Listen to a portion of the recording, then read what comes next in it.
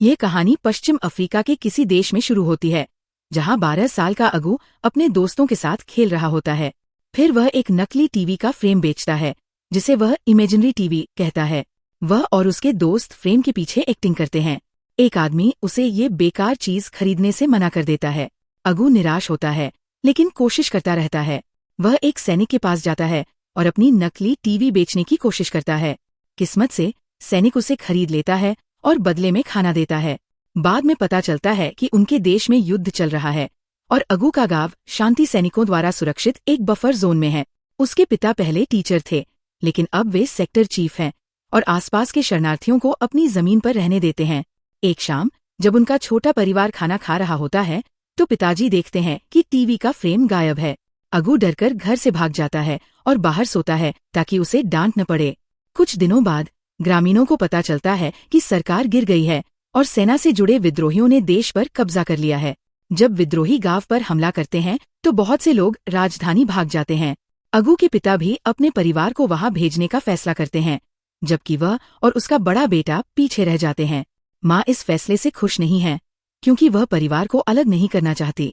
लेकिन पिताजी उसे समझाते हैं कि उन्हें अपनी मातृभूमि की रक्षा करनी है। अगले दिन लोगों का पलायन शुरू होता है। अगू के पिता अपनी पत्नी और बच्चों को बस स्टेशन ले जाते हैं, लेकिन ज्यादातर गाड़ियां भरी होती हैं और लोग परेशान होते हैं। ड्राइवर कहता है कि वह सिर्फ औरत और छोटी लड़की को ले जा सकता है, इसलिए अगू को वहीं रुकना होगा। पिता उससे बहस करते हैं और ज्यादा पैसे देने की पेशकश करते हैं, लेकिन ड्राइवर मना कर देता है। आखिरकार सिर्फ माँ और छोटी बहन ही जा पाती है और अगू अपने पिता और भाई के साथ पीछे रह जाता है। कुछ दिनों बाद गांव सरकारी फोर्स और विद्रोहियों के बीच लड़ाई में फंस जाता है। गोलीबारी के दौरान अगू का परिवार और कुछ अन्य लोग एक शेड में छिप जाते हैं। दुर्भाग्य से सरकारी सैनिक उन्हें ढूंढ लेते हैं और पकड़ लेते हैं। सैनिक उन पर विद्रोही होने का आरोप लगाते हैं, जिसे अगू के पिता मना करते हैं। वो कहते हैं कि वो गांव का सेक्टर चीफ है और सिर्फ अपनी जमीन बचाने के लिए रुका था। लेकिन सैनिक उन पर विश्वास नहीं करते और उन्हें दुश्मन का जासूस कहते हैं। अगू को गोली मार दी जाती है और उसकी मौत हो जाती है, और उसके बड़े बेटे का भी वही हाल होता है। अगू अकेला बच जाता है और किसी तरह जंगल में पहुंच जाता है। वह जंगल में भटकता रहता है और जो कुछ भी खाने लायक मिलता है उसे खाता है। कुछ दिनों बाद वह गलती से विद्रोहियों के घात में फंस जाता है। जब वो सोच रहा होता है कि क्या करे, तो कोई उसे मारकर बेहोश कर देता है। जब उसे होश आता है तो वो बच्चों और किशोरों के एक विद्रोही समूह को देखता है। पता चलता है कि वे NDF नेटिव डिफेंस फोर्सेस नामक एक समूह से हैं। वे अगू को पकड़ लेते हैं और उसे सरकारी जासूस मानकर सजा देने का फैसला करते हैं। उसका भाग्य तय करने के लिए वे उसे अपने नेता कमांडेंट के पास ले जाते हैं। जब कमांडेंट पूछता है कि बच्चे को किसने पकड़ा, तो स्ट्रिका नाम का एक गूंगा लड़का इशारा करता है कि उसने पकड़ा। इसके बाद कमांडेंट अपने अधीनस्थ 2 IC को बुलाता है और पूछता है कि अगू का क्या किया जाना चाहिए। 2 IC कहता है कि वो सिर्फ एक लड़का है और हार्मलेस दिखता है, लेकिन कमांडेंट असहमत है। वो कहता है कि एक छोटा बच्चा भी देख सकता है और ट्रिगर खींच सकता है। फिर वो अगू से पूछता है कि वह कौन है और वहाँ क्या कर रहा है। लड़का घबराकर बताता है कि कैसे सरकारी सैनिकों ने उसके गांव पर हमला किया और उसके परिवार को मार डाला। ये सुनकर कमांडेंट को लड़के पर दया आती है और वह घोषणा करता है कि अगू अब NDF में शामिल होगा। वह उसे सैनिक बनने के लिए प्रशिक्षित करने का वादा करता है, ताकि वह अपने परिवार की मौत का बदला ले सके। गरीब लड़के के पास अपनी जान बचाने के लिए मानने के अलावा कोई विकल्प नहीं होता। इसके बाद समूह आगे बढ़ना शुरू कर देता है और अगू को उनके हथियार ले जाने के लिए कहा जाता है। वे जल्द ही अपने कैंप पहुंचते हैं और खाना खाते हैं, लेकिन अगू को कुछ नहीं देते।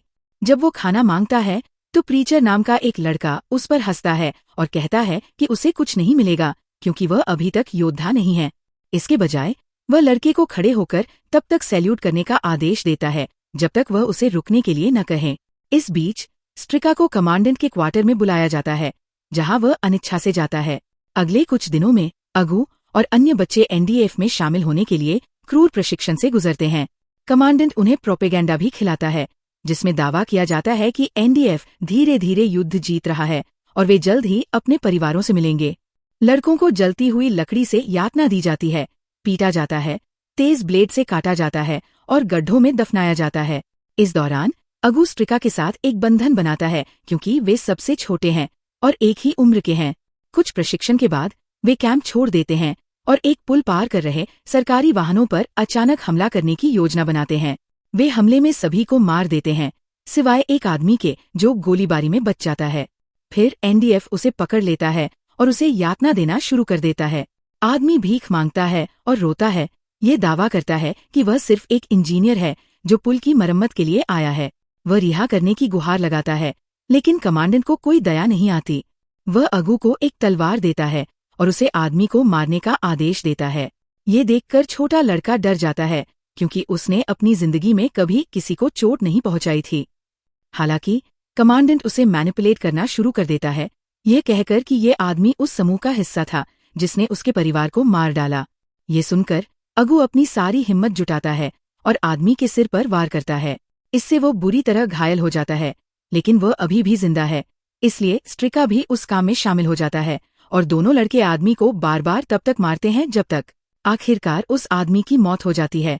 कमांडेंट अगू के काम से बहुत मुतासिर होता है और 2 आई को हुक्म देता है कि उसे एक बंदूक दे। लड़का उसे ले लेता है, लेकिन अपने किए पर उसे इतनी घिन आती है कि वह जमीन पर उल्टी कर देता है। अगले दिन वे पास के एक गांव में जाते हैं और वहां कई सरकारी सिपाहियों का कत्ल कर देते हैं। फिर वे एक रस्म करके और ड्रग्स लेकर जश्न मनाते हैं। बाद में कमांडेंट अगू को अपने कमरे में बुलाता है और कहता है कि वह उसकी तरक्की से बहुत खुश है। वह उसे यह भी बताता है कि वे जल्द ही राजधानी की ओर कूच करने वाले हैं, जहां वह अपनी मां को देख सकेगा। इससे अगू बहुत खुश होता है और कमांडेंट कुछ ड्रग्स सूंघने लगता है। फिर वह बिस्तर पर लेट जाता है और लड़के से उसे खुश करने के लिए कहता है। कुछ देर बाद अगू कमरे से निकलता है।